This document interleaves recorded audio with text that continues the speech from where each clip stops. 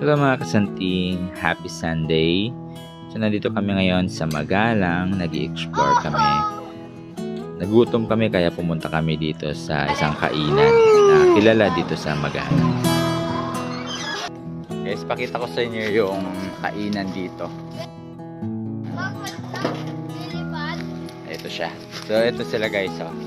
Ayan sila guys, oh. Naghihintay ng makakain. Ano, gutom na kayo?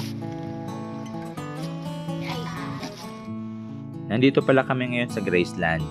Located ito malapit sa bayan ng Magalang. Ilalagay ko lang yung link ng Google Map dahil medyo papasok yung ating location. Maaga kaming dumating, mga 10 minutes din. Enjoy muna namin yung ambience kasi maya marami ng tao dito. 11 o'clock kasi sila mag-start. Kapampangan dishes sila. Adobong balot naman na tikman natin. Then, meron sila dito. Marami na naka-reserve eh. Maaga lang kami ngayon. Ayan. Sa kabila pala, mga solar panel, oh. And then, yung magandang view nila dito. Ayan. Dito lang sa Magalang. Ayan. Ayan siya guys, oh. Naka-reserve na. So every weekends meron sila ditong mga magpe-perform. Yan. So later at night yun. So 11 and to 1. So yun yung lunch nila. Tapos 5 to 10. Yun na yung nila. At ito na nga guys yung pinakahihintay namin. Dahil gutom na kami. So ito siya, may mga kare-kare, bopis, ito chicken barbecue, ito naman yung parang langka, lechong kawali, at ito guys yung buro na may hito. Ayan, it's a must guys na kailangan yung matikman yon pag pumunta kayo dito sa Pampanga. Yan, sa Kohol meron din tayong lengua, ayan, tapos hindi ko alam kung ano yun eh, parang medyo medyo matamis-tamis siya. Then dito naman yung sanggipsal guys, ayan. So dito sila mag-grill or magpa-fried, then kuha ka lang. Tapos ito naman yung kanilang dessert.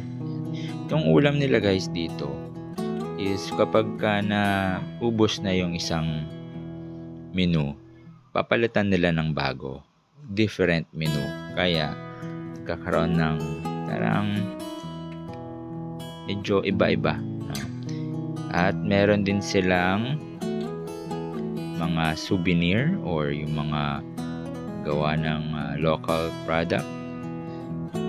Kumuha kami dito ng durog, and then you can enjoy the scenery guys. Ito malapit lang kasi ito dun sa tinitirhan namin, sa Highview Hacienda, kaya minsan pag hindi na kami nakapagluto dito na kami punta.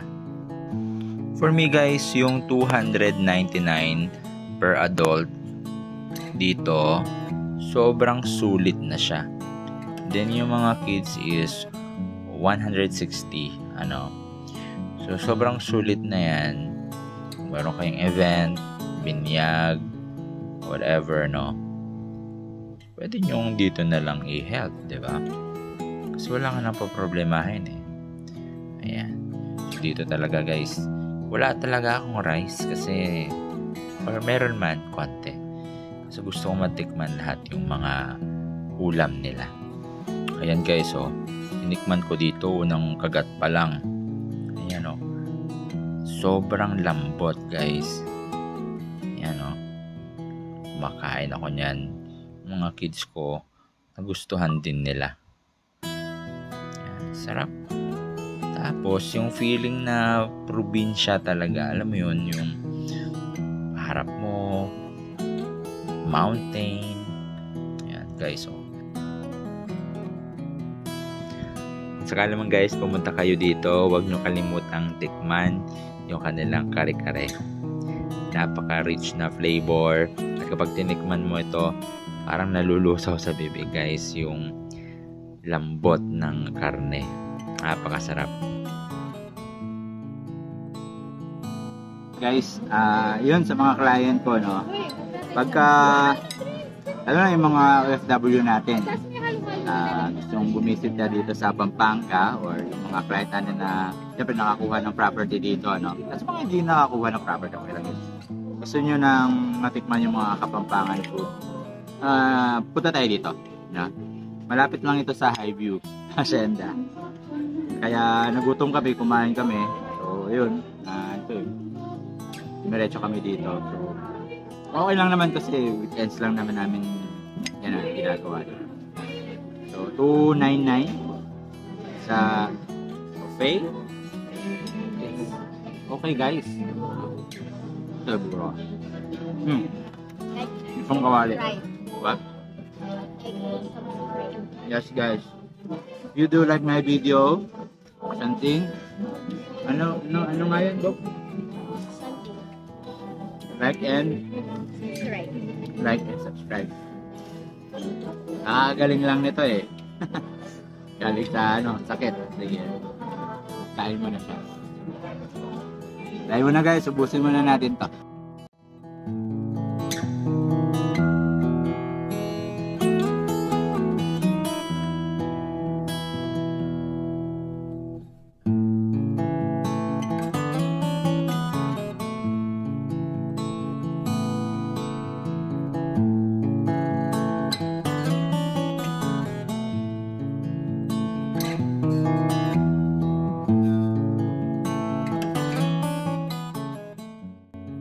Dami na ngayon, no?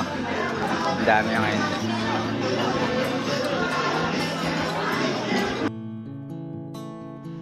At ayun, sobrang busog namin guys. So lakad-lakad muna kami ng konti.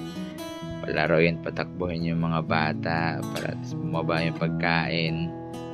Napaka peaceful.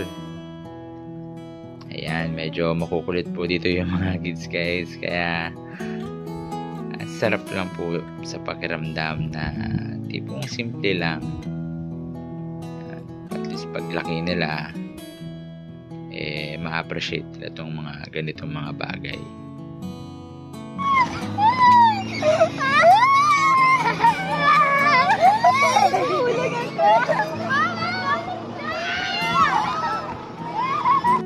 At ito na matatapos yung ating munting vlog. Maraming salamat sa inyong panonood.